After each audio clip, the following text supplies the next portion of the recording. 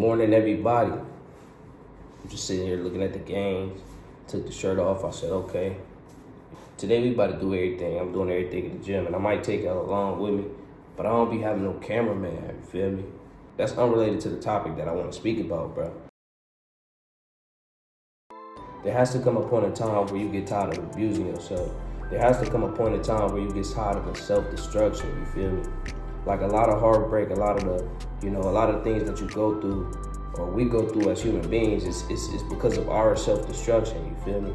Like, yes, some things happen, but a lot of things could be eliminated. It's a lot of ways to self-destruct, man. A lot of ways that can be called abuse. You just abusing yourself, right?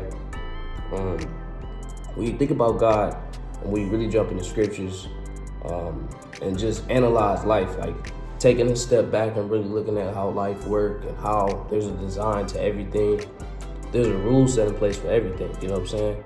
You plant the seed, well, first you dig the hole, and then you plant the seed, you bury that seed, and then you watch it grow, You don't just dig just to dig.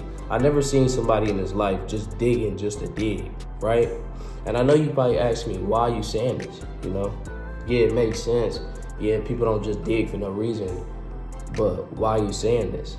It relates to sex. It relates to, financial decisions. It relates to, the mental decisions, the mental things, you know what I'm saying? The other day, man, I was just talking to, one of the homeboys. We was talking about modern Christians, I honestly feel like I don't listen to gospel music, or I don't want to be a Christian or nothing a part of the world, because they truly like the understanding of it, you know what I'm saying? Like fornication for instance, right?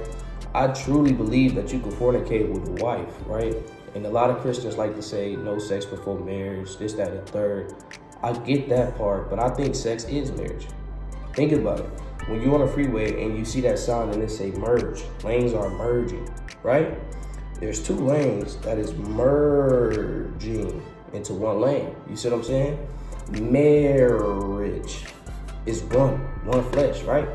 So if that's the case, then I believe once once there's a hole, right? And once you go inside that hole, y'all become one. So I truly believe sex is marriage. So what does the word mean, no sex before marriage? Or where is they getting this concept from, right? Where's they getting this fornication concept from?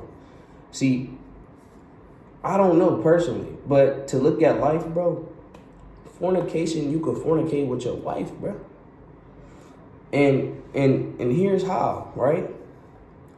Fornication, it kills you, right? According to the scriptures, right? Fornication kills you. It's harm to oneself, whether that be male or female. But how? Because without the conception of a child, without the purpose and the intent of producing a life, it therefore is a waste, right? Back to the holes analogy that I said in the beginning. When you dig in holes, you don't just dig for no reason. You don't just tear up the terrain. You don't just tear up the earth for no reason. Often, people who dig, they either trying to plant some real estate or they trying to bury a body, you know what I'm saying, whether that be funerals or whatever, you know what I'm saying, whether that be planting trees and trying to produce some crop from it and see some fruit from that, situation. You often dig for a reason, right? So that reason, for fornication or to have sex, there's a reason behind that also, you know what I'm saying? There's a reason for sexual intercourse. And that reason is to produce life. If you're using intercourse outside of the production of life, then it's fornication. Because think about it. For you to waste a seed, for you to waste something that comes out of you, that helps your body as a grown man. You know what I'm saying? This testosterone, it helps you just be more masculine. It comes from you, right? It gives you feel more alive, more energized. You know what I'm saying? You're not really scared of nothing. You know what I'm saying?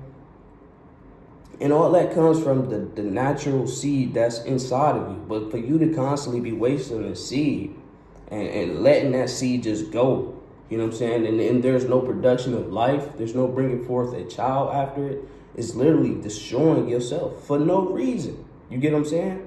Okay, so if that's the man part, you know what I'm saying? If that's how a man destroys himself through sex or just through fornication with no production of a life, then how does a woman destroy herself through fornication and no production of life?